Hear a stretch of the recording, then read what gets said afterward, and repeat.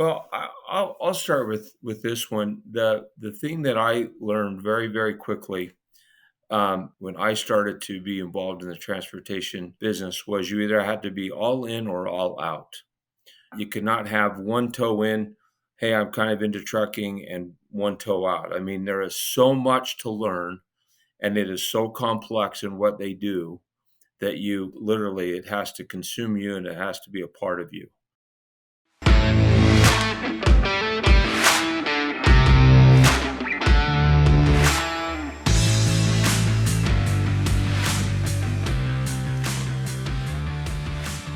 Welcome to another edition of Trucking with ProMiles, featuring this cool cat right here, Tony Stroncheck. Tony, what's going on up in the mountains? Snow, man, snow. It's good. We need it. We need the water. Everybody up here in the mountains, and even everybody down south, they got to have all this snow we've got. But man, it just hadn't stopped. That, and dude, I had COVID during Thanksgiving. Christmas came around, and I decided to take some time off with the kids and, just get away from the office there for a week. And next, we end up catching the flu. So the entire household had COVID and Thanksgiving, the flu at Christmas. And by the time New Year's came, we didn't have a chance just to be sick. The snow came. And man, we've got feet of snow up here. I haven't, in 17 years living in Colorado, I really don't think I've seen this much snow come and then accumulate and stay for this kind of time frame. It's just, it's crazy. It really is. And now I hear rumors the entire mountain now knows that Tony Stroncheck has all this wonderful new snowplow gear and all, and you've become everybody's favorite in the community. I love doing it. I love getting in that F-350 with a big guy. Plow in the front, and I just like moving the snow. It's kind of like cutting grass. If any of you folks out there love going out there, right? And a little therapeutic, right? It is. It's something to go out there and take something that kind of looks all rough, kind of like me.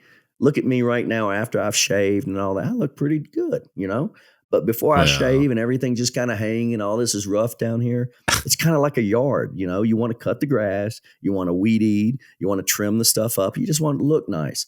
Well, snow, same thing. Snow's all over the place. You start driving through it starts turning ice. But if you can sit there and you can plow it as far out as you can to give them plenty of room, all the way down so you can start seeing the top of the, the road base or on top of the asphalt or anything that you've got, it's actually pretty cool to say, I took 2 hours and look what I've done in these 2 miles.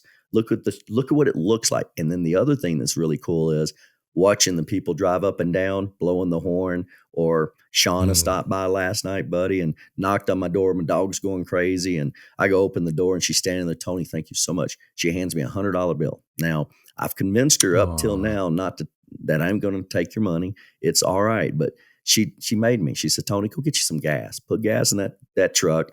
But just thank you, because we would have not been able to get out of here with her mom or husband to get to work unless I would have plowed like I did. So I love it. Cool. I haven't been plowing my whole life. So this little bit of plowing here and there now ain't no big deal. A lot of people have been up here, like our guy, Dave, that we're going to talk to here shortly, being in Salt Lake, he's done it his whole life. With us, and it's kind of fun. It does get cold and it kind of gets a pain in the butt on the deck whenever you have to keep getting everything off. But you get your good snow blower. Gas powered, you can plug them in, click a button to start it, and if you've got kids, my bad is my kids are all grown up and they don't live here. And my neighbor, Tori, which is my son, he didn't come over to help, do much of this until I got to the back and couldn't open up the gate because we're almost out of propane. Okay. And if that happens up here, you ain't got no heat. Well, the truck got to haul the propane up here. It's got to be able to get up to my road. So even this morning I had to get up and plow again.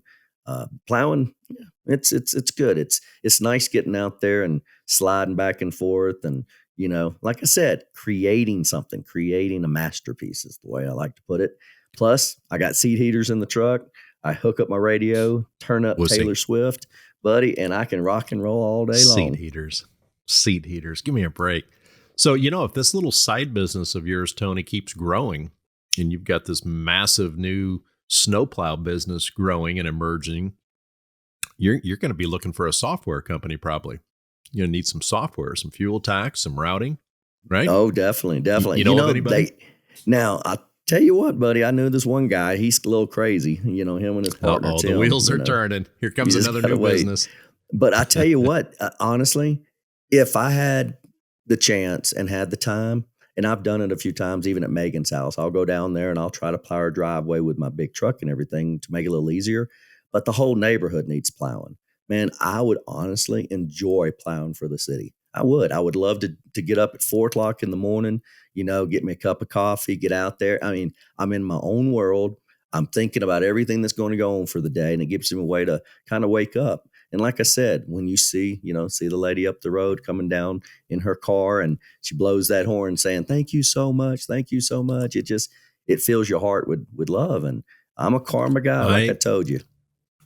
I know you are. And that's one of the things everybody loves about you. But I'm going to speak for, I think, all 140 ProMiles employees when I say, I'm sure that new business would go like gangbusters, like everything you touch turns to gold. But on behalf of all of your employees, no more. Yeah, no more we don't visions. need no more businesses. No more new businesses. No, don't need new business. What I need I want to just do what I've done for 30 years. I want to focus on ProMiles. I want to grow it. I want to make it a better place. And I mean, you talk plowing. I mean, when we got the state of Colorado contract to do all the oversized, overweight routing for them, we've had a lot of conversation things with them. And that's when I first met Danny, because he called me. He says, "Hey, look, I'm looking for software that's going to help us know when to plow, when not to plow. You know, can you guys help us do that kind of stuff?" And that's where, Danny Wells is where I first met him, was over that phone call about that. And it's dangerous up there. Trucking, it's bad enough to be in Southeast Texas in the middle of a rainstorm or a thunderstorm or a tropical storm or even a hurricane in these trucks and how dangerous it is. But I'm telling you, the thing that scares me more than ever is driving to Denver and back this time of the year. That overpass is dangerous. And when you come out of that, you come out of them tunnels, buddy, and you start going down the pass, it's kind of like next thing you know, you're doing 100 miles an hour. And then in this kind of weather, all it takes is one person, not a truck, could be a car, just one person hit that brake one too many times and start spinning around. I've seen pileups of hundreds of cars and trucks at one time. It scares me. And no matter how well I think I can drive, no matter how great my truck is, it may have studded tires and I've went way beyond. It's those poor family that just flew into Denver, decided to go up into the mountains and rent a car. Well, they rented a car in Denver that's meant to stay in Denver, not even a 4-wheel drive. Those are the ones that really scare me, because you're on vacation with your kids, you're gumming through that tunnel, you're coming out for the first time. It looks so beautiful. Then you're going straight down, and then you lose your life. Why? Yeah, because people don't know. People don't know how to do that. Yeah, I don't know if it's social media or what, but it seems like we're seeing more and more of those horrific pileups on vehicles and trucks and such, particularly in the South where they don't deal with a lot of snow or ice. But hey, we have a great conversation today with, in my opinion, one of the legends in the truck insurance world, Dave Wittwer. I've known him from years, from SCNRA days. Just the greatest guy, expert on so many things. And before we get to Dave, and he by the way, has a great talent in the specialized transportation world, which is right up ProMiles alley, and we'll talk to him about that. But before we get to that, if you don't mind me asking, Tony, I was saddened this morning because I went through it, and I know a lot of other people go through it from time to time in their lives, and that is, y'all lost a member of your family over the weekend. Your beloved pet, Murphy, and it's traumatic, isn't it? You just can't prepare for it. Well, how's everybody doing? I'll tell you, Stephen, when I moved to Colorado, I didn't have any dogs. Southeast Texas, the one dog I had, and he ended up dying of heartworms, and I couldn't do it. And you can't bring your dog in the house, big dog, and they smell, they stink. But when I moved to Colorado, the one thing they told us up here was, you got to have pets. You got to. So on the way to Colorado in that trailer, I decided my kids had a buddy that had dogs. And anyway, just had some pups. They were about 4 weeks old. And stupid me, I'm taking my kids. I'm going to take them for 3 months to Colorado in a fifth wheel trailer behind an F-350. And I decided to bring some dogs with us. Brand new puppies. Now, my kids didn't understand about the feeding, not feeding, and all that, and they had them dogs pooped everywhere and had the biggest mess, and I was so aggravated about these dogs. But you still fall in love with them, don't Dude, we? not only did I fall in love, we've had up to 15 dogs at a time. I love dogs so much. In my bed, I hate to say, but there's 4 or 5 dogs in my bed with us, laying up watching TV. Once all the kids moved out and all that, we had a few less, but we still had a lot of dogs. And Murphy was special. He, my wife, really fell in love with this dog. When I say in love, I was jealous. I'm not kidding you. For the first 2 years, I wasn't her picture on her phone. I wasn't her man. I wasn't her love of her life. I'm watching and listening to this. Oh, he was telling this dog, and honestly, that's what hurts. He's part of the family. He was, the number 2 pack leader for this whole mess we've had for the last 15 to 17 years. And, the other dogs that we've lost this last year, because we've lost 4 of them, and 17, 16, and 15, but you think that's a long time. I've had such a long life with them. Not with Murphy. We only had him 10 years. And for the last 8 months, he had this problem where he started just coughing and had all this discharge from his nose, and like he had a cold. Took him to the vet, and they tested him, did everything. They couldn't figure it out. So gave him medicine that kind of helped him a little bit. But in that, he had this bump on his tongue, and it kind of looked like he bit a bone or something, maybe had a stick of a bone in it. So we asked the doc, said, look, once you have him out, go ahead and look at that for us if you would. And they sent it off and called us a week later and told us it was cancer. Last thing you want to hear, And so we took him in and had him remove that bump off his tongue, and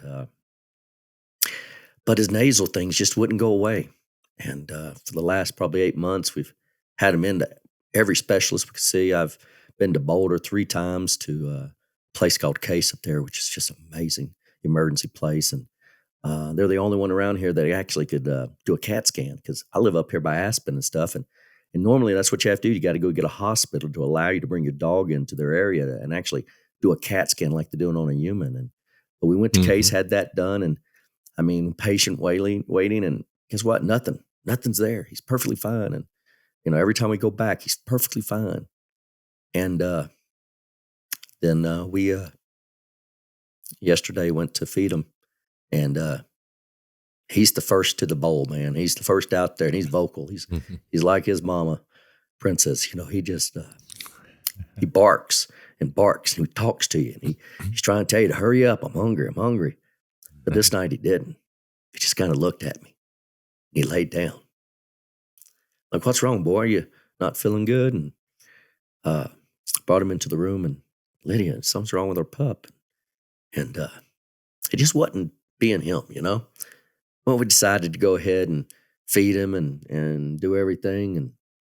And she said, baby, we got to get him to the vet or something. I said, baby, it's Saturday night. The vet's not open. We have to go to Grand Junction or to Basal. We got to go an hour or so away just to get him to a vet. But what's wrong with him? And she said, baby, I'm telling you, something doesn't feel right. Well, we decided we're going to go ahead and throw him in the truck. And we got him in the truck, and I called my kids. Said, yeah, come keep Momo. So she ain't by herself. Tanner, she's 10. So somebody got to be here with him. And my daughter says, I'm on my way. I'll be up there in a few minutes. And I said, well, we got to go. Let's just get out of here, because it's about an hour drive. And I said, he just ain't breathing right. We didn't even make it a 10th of a mile down the road, and he took his last breath. Almost couldn't do this thing today, Stephen, because it's just hard. And there's a lot of truckers out there, Stephen, that I'm positive they got dogs, and they love them to death. And yes, I'm crazy. 15 dogs live in the house more than they live outside, and I got an acre land with a 6-foot fence behind me that's acred out just for them dogs. And I love them dogs. I love them as if they're my own kids. And then watching my wife fall apart like she is, I don't know if she'll ever recover. I don't know if she can get over this. And how do you grieve? How do you grieve the loss of A loved one, a pet. Time. And Yeah. then you got to step back and go, wait a minute.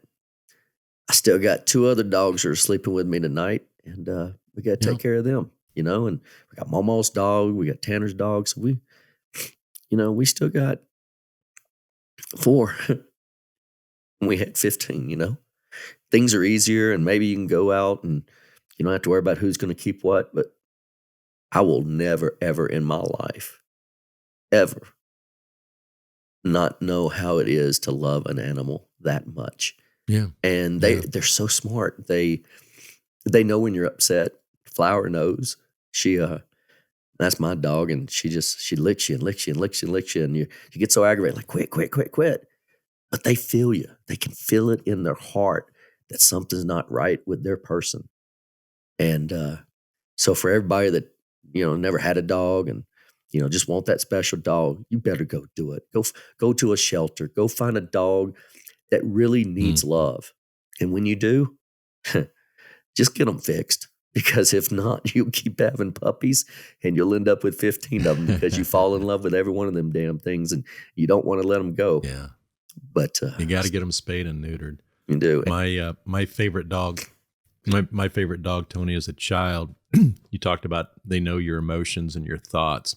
This dog I grew up with and went through all my crying episodes and getting hurt or getting my feelings hurt. And this little dog would climb up in my bed, and it knew when I was sad, and it provided such great comfort to me.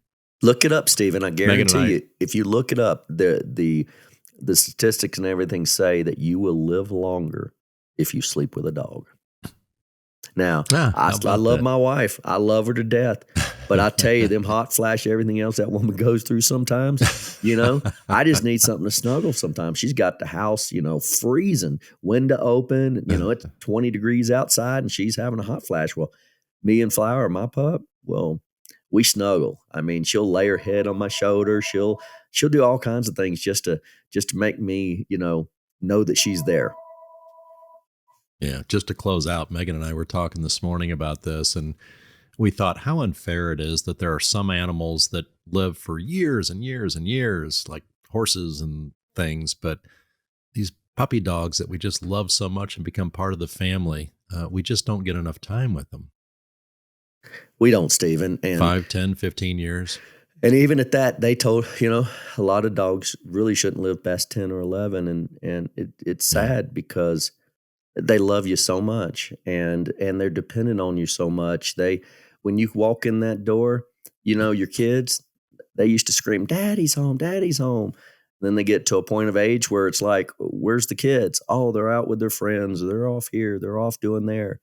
But that dog every day will be at that window. They know times. They know that this happens every day of the week. So at this time, this is what's going to happen. Food. Oh my God. 4:15, man. 4:15, they start howling. What do you want? They want fed. They just want to eat, and that's their way to tell you. And to watch them sing when they howl, just the love that comes out of the dogs and that. And you know what, Stephen? I'll do it again and I'll do it again and I'll do it again. And I know it hurts and I know it's a loss, but it's those years. It's all that time. It's all those days that you said, "Hey, I can make you sit before you eat, wait, now eat," to be able to help them understand and learn. They teach you a lot. And I guarantee you, Stephen, running this company and doing things I do, if it wasn't for these dogs last 17 years, I couldn't have done it. I couldn't have. They wake me up. They make me happy. They just, they break the ice. They definitely get your neighbors upset when they bark a lot. But they're the love of our life. And I mean, to me, they're like our grandbabies, really, and our kids. And I will never forget Murphy. He was one of the best dogs in the world, buddy. Best dogs. But hey, let's talk about Mr. Dave coming, man. I just let's.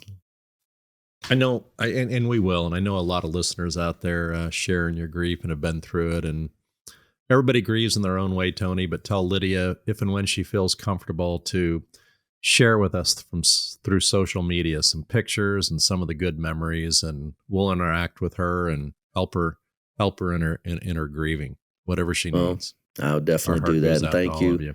And like I said, this is the fourth one this year. And so, or over the last 12 months. And it's not easy, but Yeah. love those pets, man. Just love those pets. They're the world. And, they are just sitting back, waiting patiently to love somebody. So go get somebody, go get you a dog from the pound, get one from a shelter, get one from a hurricane area and things like that. Because I'll tell you what, when those dogs truly imprint on you, and they'll find their person, just like Murphy found Lydia and Flower found me. Uh, take it to heart, and don't get mad at them every time they bark and every time they want your attention, because in reality, you're 100% of their life. That's all they worry about every day, is to satisfy you and make you happy. That's all they want to do. It's the most incredible unconditional love that somebody could Mhm. ever experience. That with a pet, particularly a dog. You betcha. Well, yeah. Let's get to Dave Wittwer, one of the most profound, intelligent men and kindest men I know in the trucking industry, particularly from the insurance side. What's ProMiles' interaction, if any, over the years with the world of insurance and trucking, Tony? Oh man, we've dealt with insurance for 32 years. I mean, it's everybody that drives a truck that's commercial has to go out and get all this insurance, and insurance is not easy to get. It's not easy to retain, and one little hiccup could cost you your whole business. And being that most of the fleets out there have less than 5 or 6 trucks, and there's a lot of owner operators. I mean, you just can't. It's one thing having 100 trucks and one truck has an accident, but if you only got 1 to 5 trucks and one has an accident, you may have to start a new company. You may have to file bankruptcy. You may have to start completely over, and you may lose all the money and everything you put into that trucking company, and all that money put in that truck may be useless if one little bad hiccup happens. Oh, yes. So let's have a listen. Brown and Brown, one of the nation's largest insurance brokerage firms, trucking and otherwise, the incomparable Dave Wittwer. There's Dave.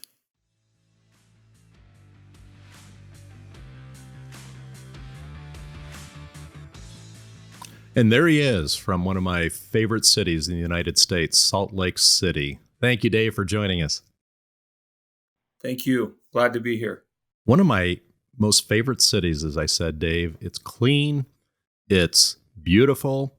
You can ski and play golf all in the same day. What a city, huh? Yeah, that's true. Come on out. I'd love to have you. You know, you've already entertained me a couple of times on the golf course, although my boss is on the call, so we better Yeah, that's hold off right. on And there's more of that. on that conversation. Hey, Dave, before we got a lot to talk to you about on the trucking side of things, and technology and rates and all of those wonderful topics. But before we do that, just wanted to ask you, and I know this conversation always gets uncomfortable for you, if not irritating, but I got to take advantage of this with you and Tony Stroncheck on the call both. You both have this incredible set of personal characteristics. And I've never really asked you, Dave, if you're born with them or if it's something I can still learn at my old age, because I'm not very good at any of these. And that is... I'll defer to Tony on that question. No, you're being humble as always. Incredible listening skills, and even more incredible ability to, and I did this with you for several years at SCNRA. Dave was my guy, Tony, where we'd cover a meeting and I'm fumbling around with my notes. And then I'd turn to Dave and say, Dave, could you summarize that hour-long meeting? And he always did it so succinctly. He's got like a steel trap. And to boot, Dave, just to make you real embarrassed here, you're one of the kindest, most polite, most respectful people in this industry as well. Oh, thank you. So give me the good news. You're very nice. Thank you. Can those traits be acquired, or are you just born with it? I think it's just probably a little bit of both. Little skills learned over time, and maybe some genetics. But all kidding aside, this sponge factor that, like I said, the two of you have it, but most of us mere mortals do not. This ability to listen to an hour's worth of your employees or comrades' calls, and then an hour later or even 6 months later, be able to regurgitate it. How the hell do you do that? We're not as old as you, Steve. We're just not that old. Just taking good notes. Yeah. Tony, I know you're humble too, but What is it about those set of characteristics? Maybe that's why you two are leaders. No, all I can tell you, Stephen, is I believe in karma is a big thing.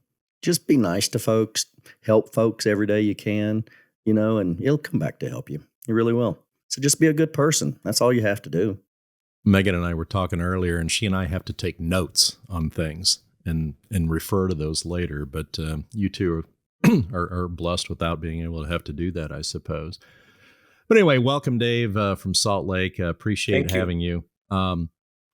Several general trucking topics. We'll kind of hit kind of like speed version here first, and then we'll get into a little bit more of specialized transportation. But let's start with Brown and Brown. I'd heard of Brown and Brown in various circles, but I guess I was shocked, maybe not shocked, to see you're what, one of the 3 or 4 largest independent brokerages in the country. Correct. Yeah, that's correct. That's based on revenue size typically, and Business Insurance Magazine posts does a survey, I guess, once a year, and based on revenue size, gross revenues, they rank the top 100 firms, and Brown and Brown is basically in the top 5. That moves around a little bit based on acquisition activity and different things like that. But we are certainly one of the top 5, and this year we'll probably be very close to $3.5 billion to $4 billion in revenue. Waiting to see the 2022 results when earnings are announced later this month. So we're certainly in the mid threes, between 3 and 4 billion in total revenue. So we're certainly one of the largest. And how that big makes of a sense, Stephen. If you look how big his office is. I understand now. Our offices will fit in his corner, and so he must be doing very well. Before you get too carried away, I'm using a conference room that we have to do this recording, so it's not quite my office, but it's got a bunch of stuff in it. But it was just easier to be in here. So I wonder, Tony, if those ball bats back there are when Dave and I's mutual good friend Gary Buchanan calls in with a claim. That's right. With a claim. Exactly. Yeah, my office is typically the cab of my truck, so that tells you how big my office is. So. There you go. So, what role does trucking play in Brown and Brown overall portfolio? Well, overall, we have quite a bit of transportation related businesses in terms of the overall transportation industry. And we're given the latitude, quite candidly, of being able to focus where we choose to focus. So luckily for me, that's in transportation, and specifically heavy haul and crane and rigging, as well as over the road trucking. So it works out quite well. But it's certainly one of our more viable within our the P&C part of Brown and Brown. Transportation is certainly one of our preeminent areas of focus. One of the questions I like to ask companies like you that are so diverse, what traits do you find in the trucking industry that perhaps is at or above the level of other industries that you represent? And what one trait do you feel trucking industry could learn from some of the other markets that Brown and Brown services?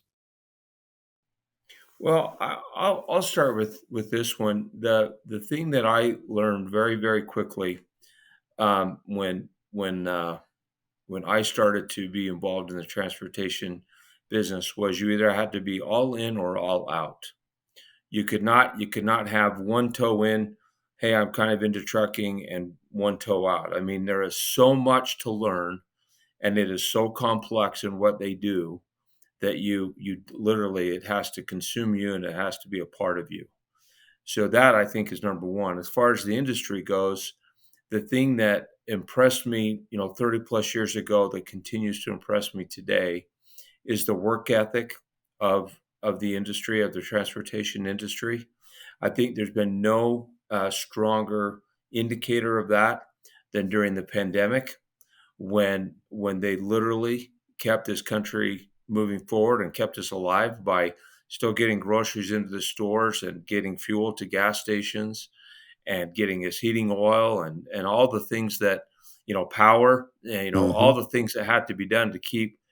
It was great that we all went remote and we're all working from home, but it's not so great when you can't get power or heat or electricity or food or those kinds of things. So I was very, very honored to be a very small part of the transportation industry during the pandemic.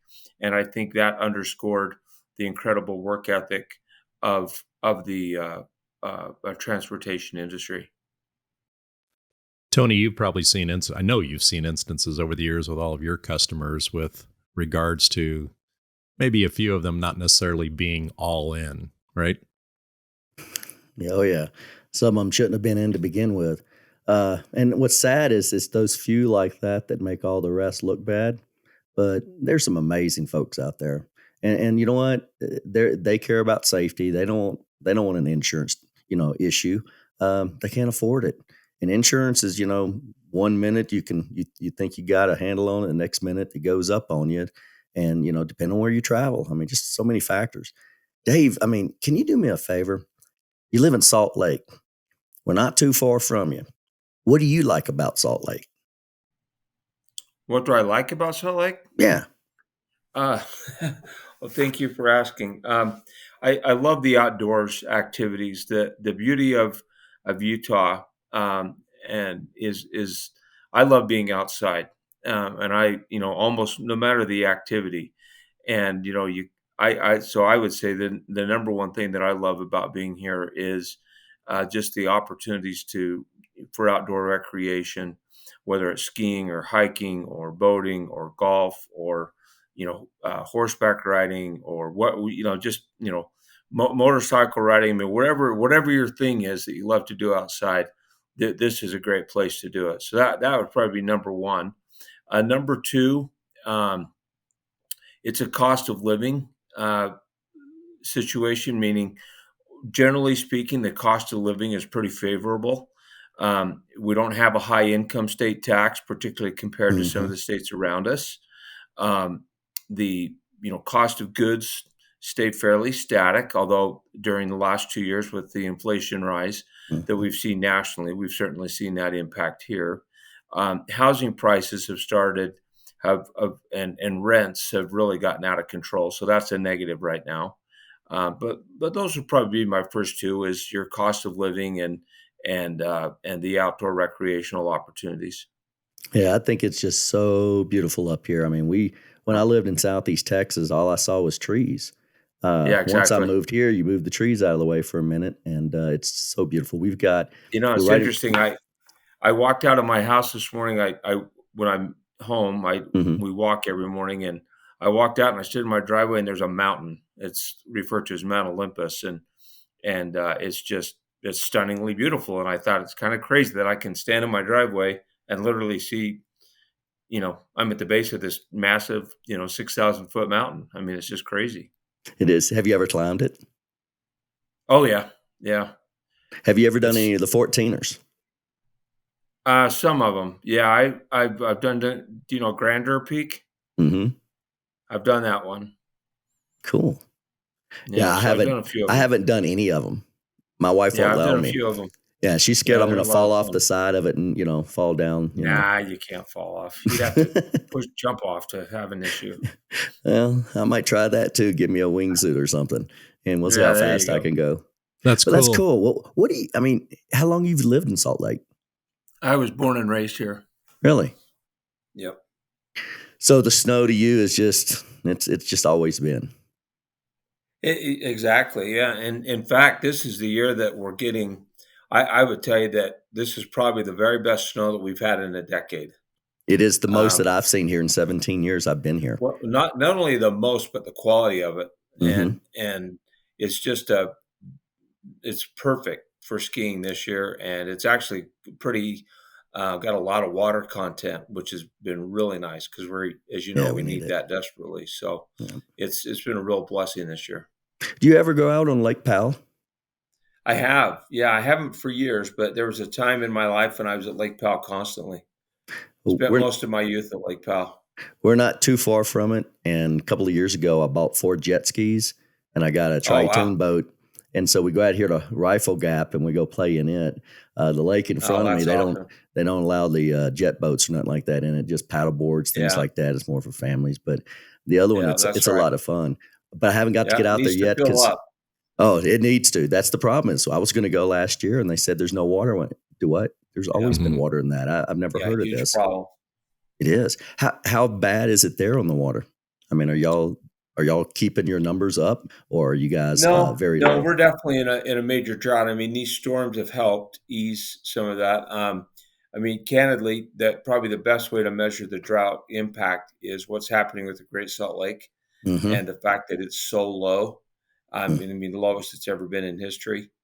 And that's a huge problem from a variety of perspectives, be it, obviously weather and water, but also from economics and things like that. I mean, there's industries that pull about $1 billion a year out of economic benefit out of the Great Salt Lake. It's the Mm-hmm. reason we have great snow, all those kinds of things. And then obviously, we need water in our rivers and mountains and all that kind of stuff. I mean, we get our water from the mountains. So if there's no Mm-hmm. water in the mountains, we're not drinking.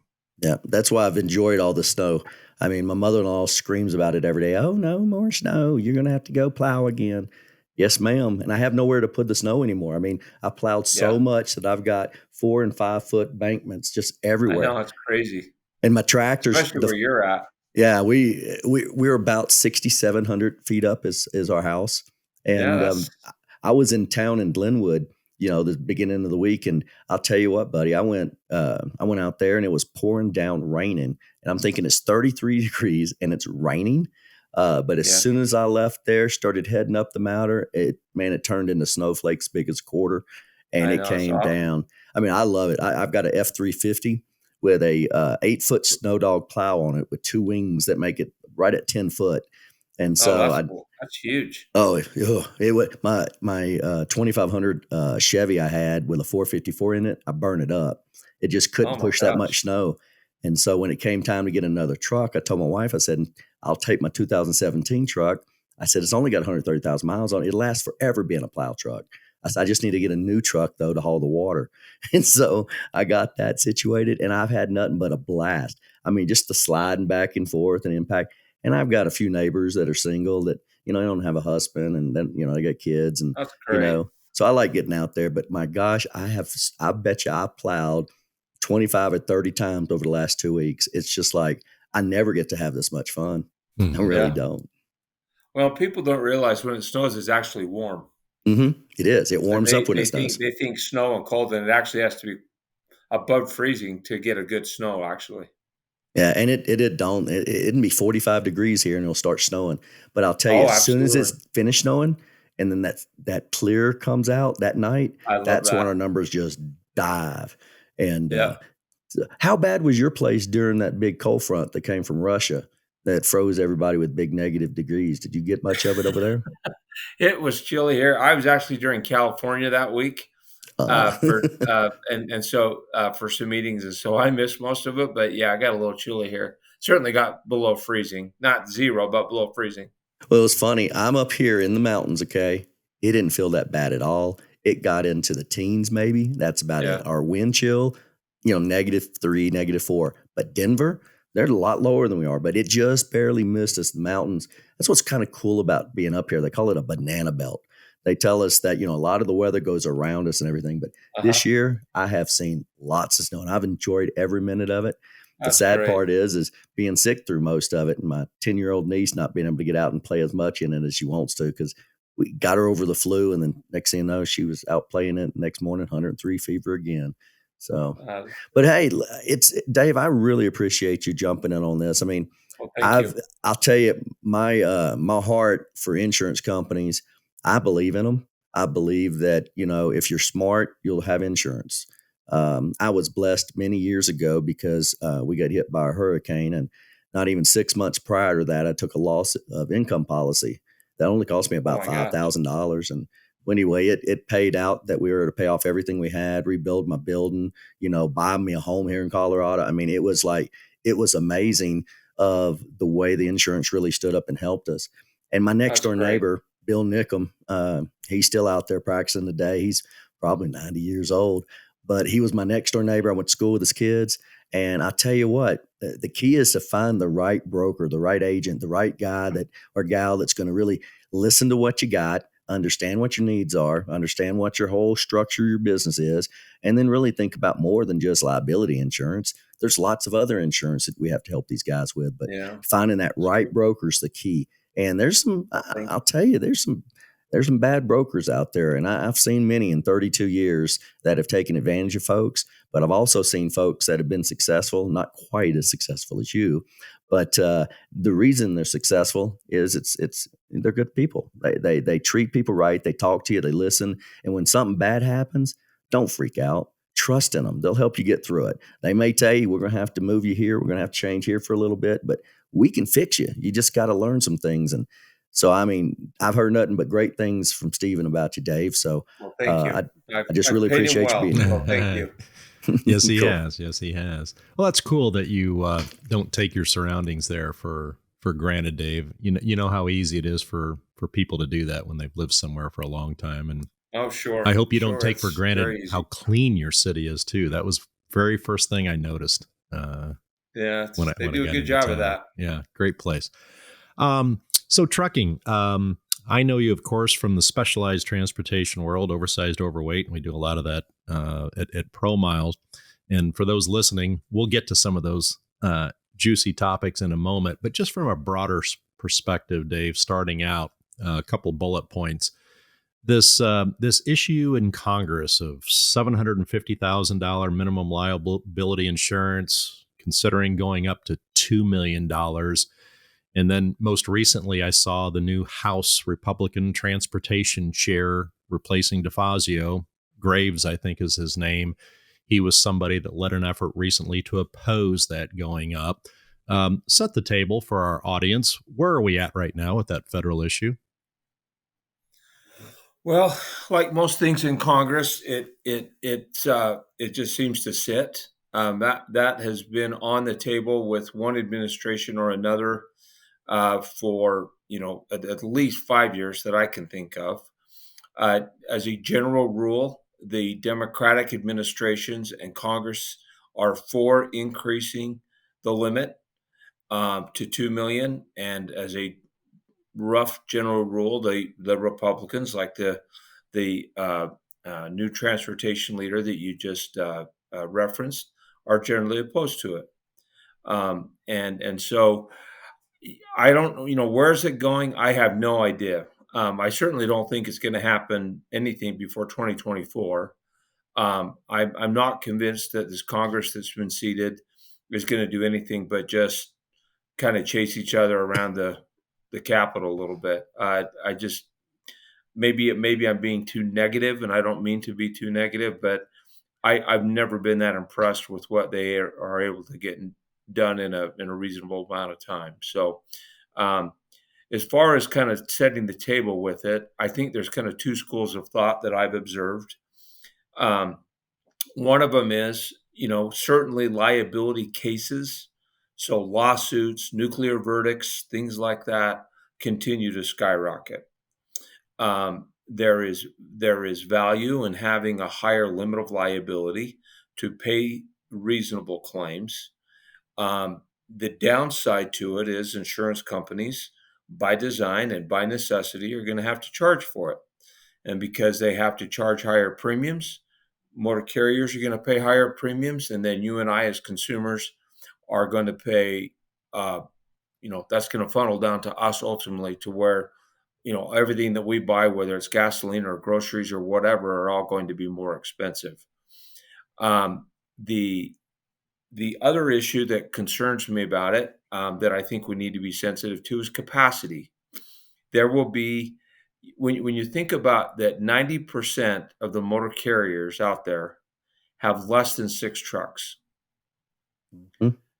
And you think about requiring them to go from a $750 limit to a $2 million limit, there's a lot of those that simply are not going to be able to afford the increased cost. In other words, when I say afford, they're not going to be able to get freight rates that justify paying those increased insurance costs. And so I think you would definitely see some negative impact to capacity.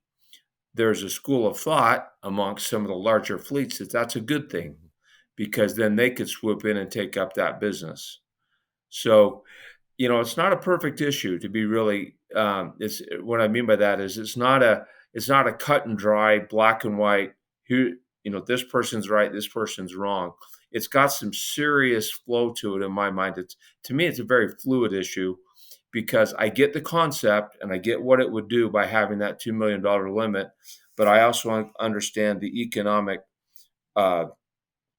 ripple effect that would take place if we go down that Yeah, path. Tony, Um, I'm sorry, when I look at this issue, Tony, I kind of see it as the Walmart effect, where the little owner operators, the small, less than 5 truck companies, the little John's hardware store, might not be in business much longer. These kind of rates. Yeah, and that's not going to be good because, like you said, 90% of the market has less than 6 trucks. So, I mean, it's terrible, and it's hard enough on all of us that have to pay our own insurance. But could you imagine having to pay insurance for $2 million worth of liability? Because guess what? Once that happens, I hate to say, there's a lot of bad people out there that get in an accident with trucks just to get that liability. They hear and they get a big bang. They'll do it a few times in their life to make that little bit of well, money on the edge, and that's not fair. Really yeah, ain't. there's definitely a fraud element amongst claims.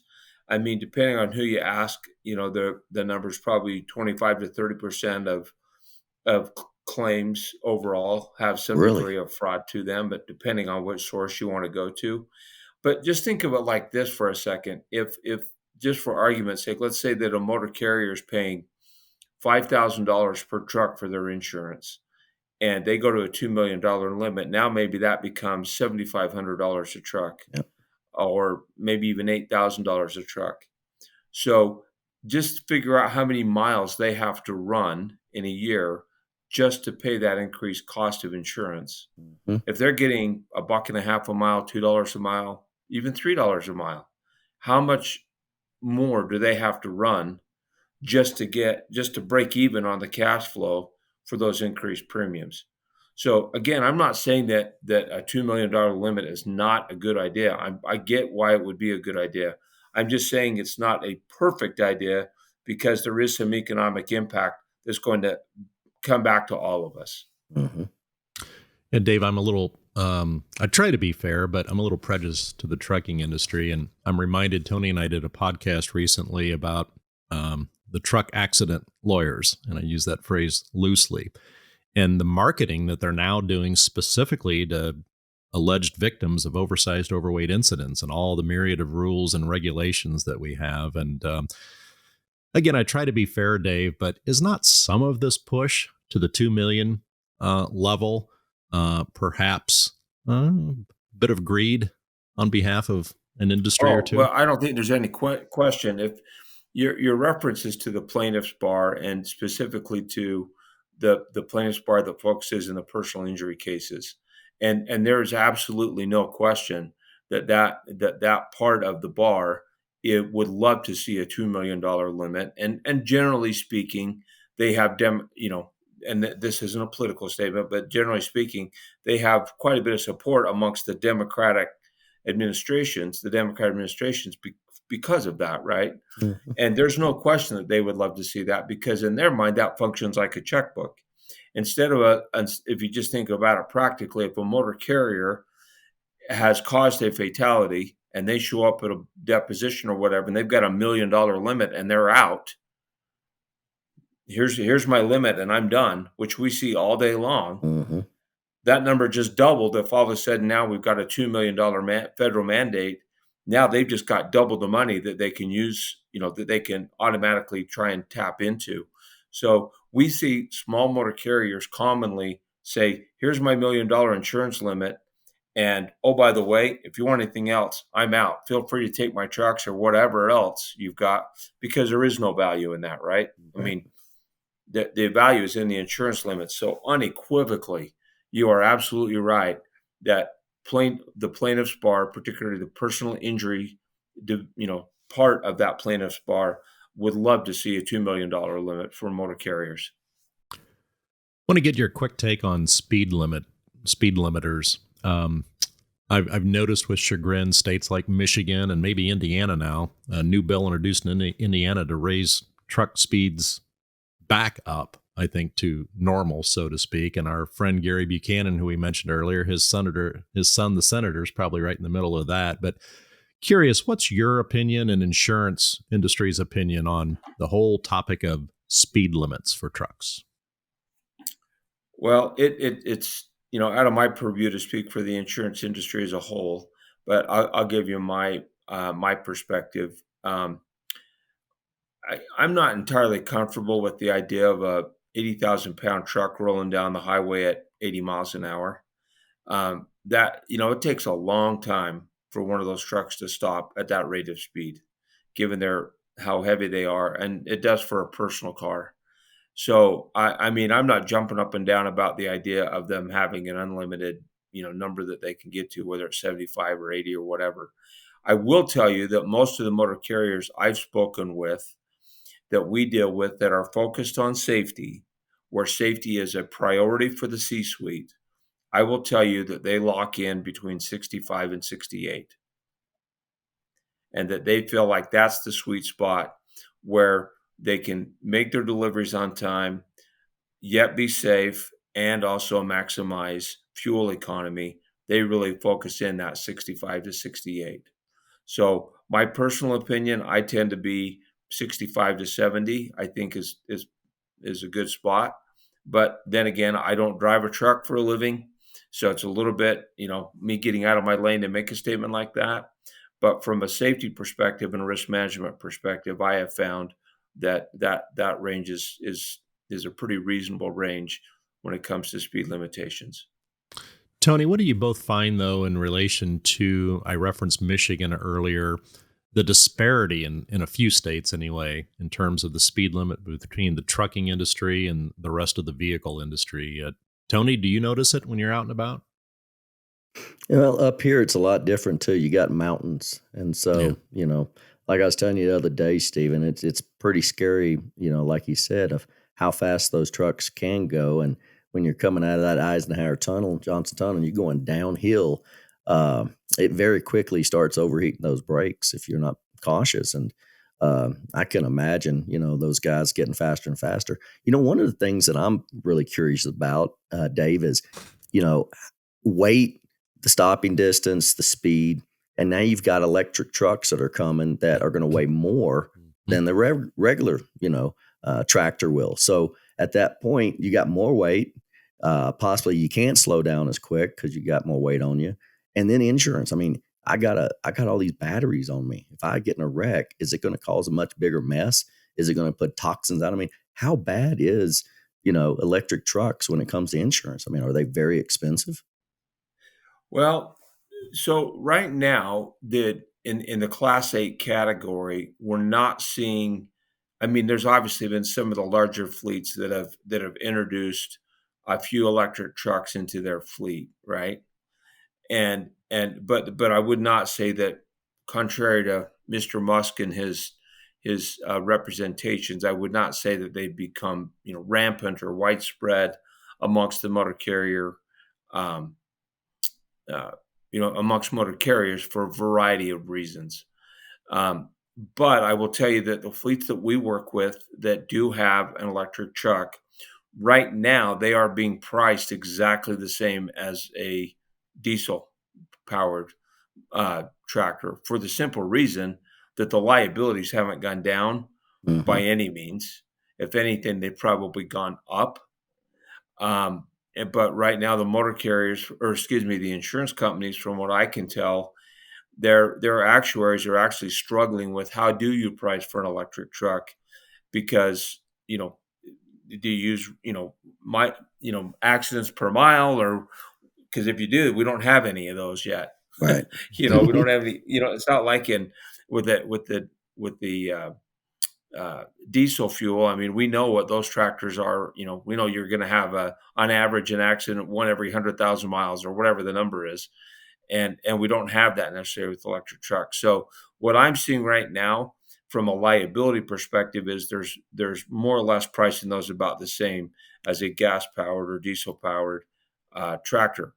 Where we are seeing a difference is in physical damage rates. Those are actually higher because there are more expensive parts that have to be replaced, particularly the electric batteries. You can't go to 5 places to get those. You can go to Right. one place and get those, and you run into supply and demand issues and things like that. So we are seeing significantly higher rates for physical damage when it comes to electric trucks. I can see that. Before we get to oversize issues, Dave, one more general topic of interest, and that is, I've always felt that transportation, trucking lagged behind most other industries in terms of technology for several years, but now beginning to rapidly catch up. Electronic credentials, ELDs, ProMiles is knee deep in all of those. What's your general view from the insurance industry with trucking catching up now, so to speak, on the whole idea of electronic credentials and data and that type of thing? You seeing improvement? That's a great question. So I would tell you that, when I first started doing trucks, 25 years ago, we didn't have any of you didn't even have an electronic ECM, what do they call that? The ECM, the electronic control module, that can pull off everything that's going on in the truck, let alone the telematics, let alone the cameras and all those kinds of things. I will tell you, in my personal opinion, I think they are worth their weight in gold because it is helping to resolve claims faster, and it is helping. I can't tell you the number of times we've not had to pay out on a claim because we had some type of data that showed what the driver did or didn't do. On the other hand, when we have had scenarios where the driver was clearly at fault, that has created an avenue to get in and settle the claim for a reasonable amount and a fair amount, rather than a long drawn out litigation process. So all of that is great, but we've kind of gone, to your point, we've kind of gone from a stream of data to a waterfall of data. It's kind of like the stream turned into Niagara Falls in some ways. And the challenge is that data is only as good as the people that use it.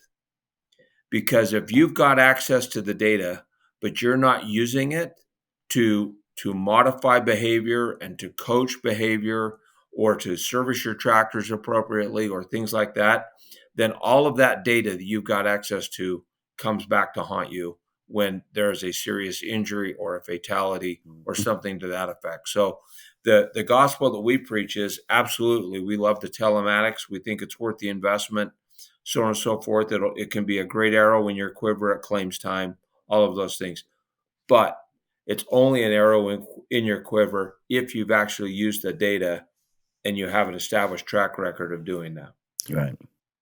And Tony, we believe products like your eCredentials product is going to be very well received, not only by the trucking industry, but their insurance brokers, attorneys, Definitely. the government. I mean, the big thing is now you get a guy out there that's driving and he's not permitted correctly. He gets in an accident. Well, number one, he's not following the regulations. Then they're going to go after him like crazy. So, I mean, I've watched. What, Dave? No, I said, you're right. That's exactly right. I remember back 30-something years ago how difficult it was on these guys just to try to make a buck and try to get by as an owner-operator and pay the bills and come home and see mom, maybe once a month, twice a month, long enough just to be able to maybe have a dinner or two, and got to get back on the road. But the challenge with all these guys out there that, wouldn't get permitted, not permitted correctly, by the time the insurance finds out, it's because they're paying out a huge claim. And so I do know, and Dave, I don't know how much you know about how this credential came about, but it was prior to COVID. And the federal government came out and mandated back in 2019, I think it was in January, that you now can do electronic permits for most of your permits. So there's no more paper you have to have. And so we started working on a product, working with IFTA on how we can integrate it with IFTA. So if IFTA wanted to, cancel somebody's, permit for whatever reason, the eCredential product would be able to know that from an enforcement side of view. So we created this cool little QR code, and an officer can stand out there and say, well, let me see your permits. The guy said, well, I can email it to you, or I can electronic send it to you from my phone. And the guy goes, okay, let me just hold your phone up. He scans it, downloads every one of those permits. Now that officer knows at that point, what permits you have. Are you legal or you're not legal? But the insurance agent, I think it's going to be very important for them to have access to these permits. And so every time the permit renews, the permit gets, canceled, the more that you can update that insurance company so that insurance company can then notify That's the right. insured, then it just slows the whole process or speeds the process way up to slow down any kind of litigation that you're going to get that, oh my gosh, this guy should not have took this hazmat load. He's not even permitted for that, you know? And so I I believe agree. that electronic credentials is the future because, I've seen many times a driver call us up, can you please send me my credentials again? Why? What happened? Well, we lost them. He said, I was sitting there, handed it to the officer. We started talking about the football game, completely forgot about my book, and I just left. And now I didn't get his card. I have no idea who he is. And he just pulled me over on the side of this back road on some rural route. I need my permit book. If I get pulled over again, I'm in a lot of trouble, And so making it this way and making it where people from, Penske's and riders that rent trucks can send your authorization, get you access to that permit. Once you return that truck in, you no longer have access. Click a button, unauthorize it. At that point, they can't see those credentials, can't use those credentials no more. And that's the future. And then COVID hit. And oh my gosh, if we would have had that prior to COVID, so those officers going up to that window going, all right, hold your permits up. All right, next page, please. And they won't even let you roll your window down because they're scared of getting sick. Electronic permits is the wave of the future. And I think also it gives a way for the carrier to notify the driver of all the corrected permits. It gets the insurance agent, it gets to the shipper, the receiver, the broker, third-party logistics group. They all need access to make sure that load is not going to get stopped all because it's not legal. Part of that credentials is your insurance. You got to have your proof of insurance with you, or you're going to be slowed down a lot. You have to wait to get it faxed or sent to a truck stop, go pick it up, go back and get it. Now you're taking an Uber to the truck stop, Right. paying for Exactly. that, taking an Uber back to the scale just so that you can get your stuff to them because the scales, stuff is broke. Well, Dave, let's close out with my favorite topic. Wonderful world of oversized, overweight movement, specialized transportation, and perhaps nobody in the insurance business has as much keen awareness of that than you. You've served on every SCNRA board of directors and committees that too many to count. But as you reflect back over your career in specialized transportation, particularly from a technology standpoint, Dave, what do you see today that's good, and perhaps what's left as challenges for the OSOW world? Well, I think Tony just hit on it, and that is the advances in technology for sure are the number one thing that's changed the most. And then I would say number two, one of the issues that you've harped on the most that continues to, I think, be just for some reason, I'm not sure I understand, but it's a burr under everybody's saddle blanket to get harmonization completed. I mean, those two things are paramount because you can have such different regulations from city to city, state to state, and what equipment you can use versus which routes you can take, and so on and so forth. So I think to the extent that those two can be done simultaneously, that's probably at the forefront right now. Bridge hits, preventing and detecting. I don't know if I've shared with you recently, Dave, but there is some new emerging technology, both within our company and other companies, with both preventing bridge hits and then, unfortunately, detecting them after the fact. This whole world of bridge hits, it's costly, it's damaging. What do you hear on the ground from some of your specialized carriers and some of the preventative best practices they take? The Lidar technology, definitely. Yeah. Those motor carriers that are able to invest in the technology to while they're moving towards a bridge and to identify that obstruction, if you will, or the potential to hit that bridge, that is by far the number one technology that is come about that I think is going to help. I mean, candidly, and I don't know how we'll do this, but it needs to get pushed down to the pilot car level. To my knowledge, pilot car operators which, as we all know, that's a completely different subset. But that group has not embraced the technologies nearly as much as the motor carriers have. And just last week I have a client that has invested in Lidar technology, and they missed two bridges that were mismarked because of their Lidar technology. It picked it up. They were able to reroute around two different bridges. They were not wrong. They were on their route, but the bridges were mismarked. I'm curious, Dave, were they Very using the interesting. technology, your customer, your clients, during the actual running of the route, or maybe for a route Yes. survey? Yeah, in this case they were. Yep. In this case they were. So they're running the route, and the driver himself or the lead pilot employing Lidar shooting ahead? The lead pilot, in this case, it was an employed pilot, but yes, the lead pilot was the one that had the Lidar on a pickup truck, I believe. Fantastic. Very interesting. Hey, Stephen, I've even heard that like Trimble, I had a conversation with these guys about a week ago, and they're really big into the cameras. A lot of it's for an accident. What's the driver doing while he's driving, all that. But do you know those cameras? They're starting to utilize those pieces to come. Now, they're not as accurate as the LiDAR, but they're definitely cost effective. And just having cameras out there to detect what's coming up as well to notify you to stop. That's the cool part about, I think, the new trucks, autonomy, all this stuff coming along. I mean, if we can make these things that smart, and I mean, we got Lidar in my iPhone, it helps you adjust things. Well, if we could take that technology and put it on all the pilots, that guy's a half a mile ahead of you.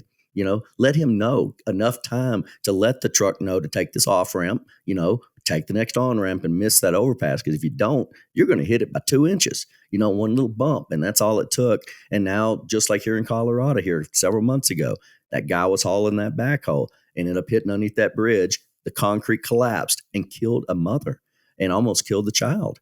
I mean, technology is there. We have to embrace it. If I had $82 million, I would put one of these at every one of the port of entries, just every one of them. Before that truck comes in, I want to scan it with the Hawk scan technology that we're working with and actually put a 3D model together to let you know what you have, to let everybody in front of you know what's coming. I think technology is going to really help this. And that's pretty cool, Dave. I haven't seen too many fleets that's invested in putting LiDAR on the car. They can't do it on the trucks. Trucks bounce around way too much. Those things are too expensive. But on a car, I mean, this is what Google does, Here does, TomTom, everybody else that drives and does mapping. They're doing it in a car, but they are expensive. They're not cheap. Yep. And that's exactly right. And the problem with the tractors is they do, to your point, they do bounce around a lot. So that really messes, at least from what I'm told, it really messes with the Lidar. I'm not an expert in Lidar by any means, but I've been on enough calls to be dangerously informed is probably the best way to say it. And that's been my understanding, is that we're just not to the point quite that it can be utilized on a tractor because of the vibration and associated, so-called bouncing, as you said. Well, Dave, hopefully in our life, before we leave this lovely planet of ours, hopefully we'll get to see that day that those trucks and cars, even our cars, because I mean, you got to think about it. My daughter has a Tesla Model 3. I mean, that car has so many cameras on it detecting all the things that are going on. Yeah. We just need to make it better. And I thank people like Musk and other ones to spend a bunch of money, make this reality, because we need it for safety. And I'll tell you, it's going to help insurance. It's going to help bring those insurance rates down if you've got good equipment, if you do what you're supposed to, if you've got the data. But I tell you what, you also get yourself in trouble, like you said earlier. You get in a wreck and it's your fault, your driver's fault. It's going to be very obvious, very quick. But at the same time, it's time for us to really think about me and you and us driving our kids and grandkids down the road. I mean, That's right. We need that protection. We really do. And the liability, it's been at that number for years, ever since I started back in 1989. Yep. So they really haven't changed that minimum liability that much. And I think they do. Plus, there's other insurance. You got cargo insurance. That's right. All right. That's you got air and emission insurance. Issue. Yeah, that's exactly right. Just so many. And cargo, oh my gosh, oversized, overweight. You have a piece of equipment that took 12 months to order, took another 12 months to build, gets on a road, gets in an accident. You got 2 years worth of rental insurance now that you can't rent this piece of equipment. That's exactly how much money does that cost? It's just all over the place. Yep. Plus the bridge. You got it. I see cargo thefts are still on the rise, Dave. That's got to be turning a few more hairs gray in your industry. Without a question, yeah, particularly on the target commodities like copper coils, steel coils that we see in the oversized, overweight, uh, arena. Anything that is got some degree of value to it that can be easily, um, you know, stolen and disposed of, or sold, or whatever. No question, we're seeing that continues to be a major problem. I saw a real heartstring article just the other day on cargo theft where these kids, I used to be in 4-H, maybe you guys were too, and they were hauling their 2 prize hogs or cattle or whatever to a 4-H show, county fair, whatever, state fair, several miles away. They pull into a hotel, and the next morning they get up to go out and feed their 2 prized 4-H show animals, and animals gone, truck's gone, everything's gone. So there's nothing sacred anymore out there. My goodness. Yeah.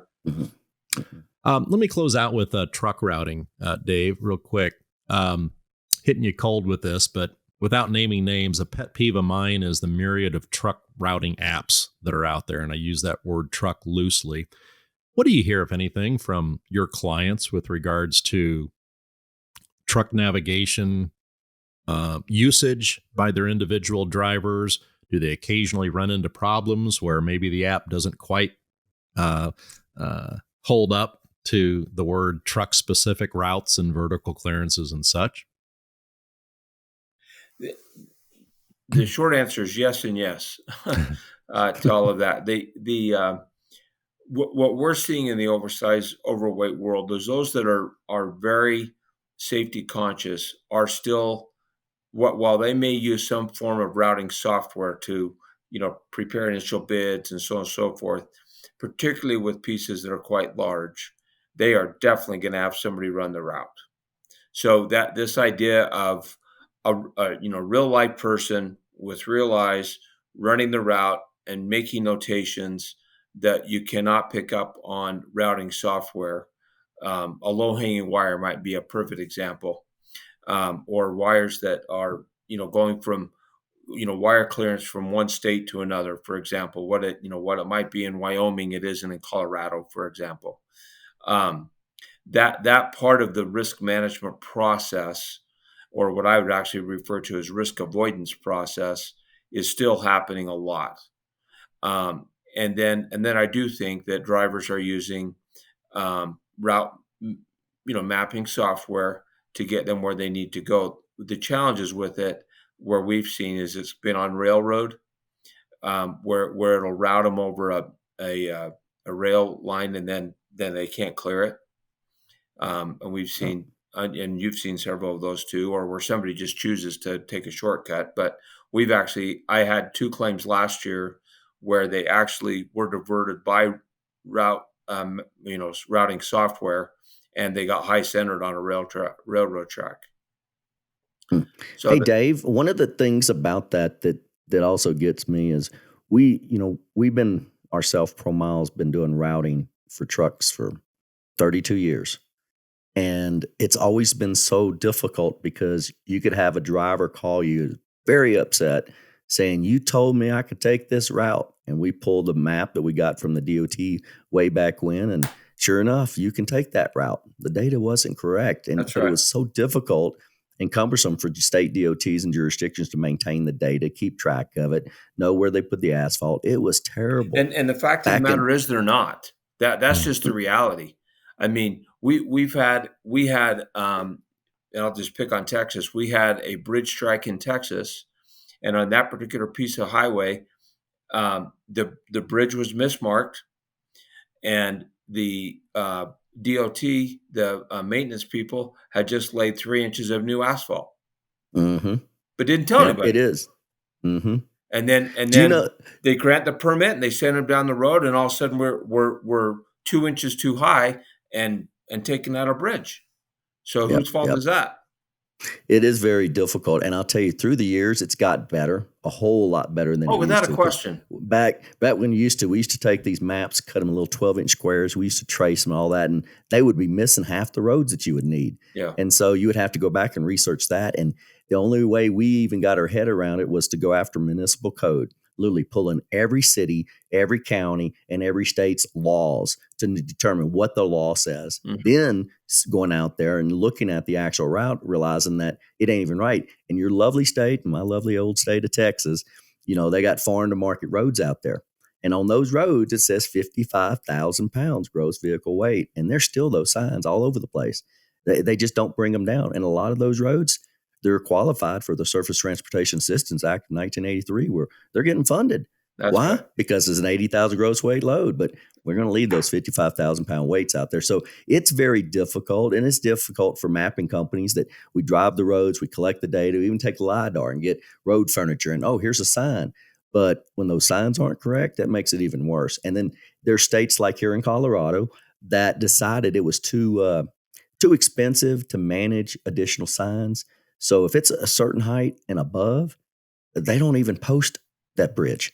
Now, Yeah. to me, if I'm hauling an oversized overdimensional load, the first thing I'm looking for is, what's that sign say? I care less what my permit says, care less what my routing system says. I'm going by what that sign says, and it's hard. And that's the whole lead car. It's their job to drive, to know, hey, I got a pole.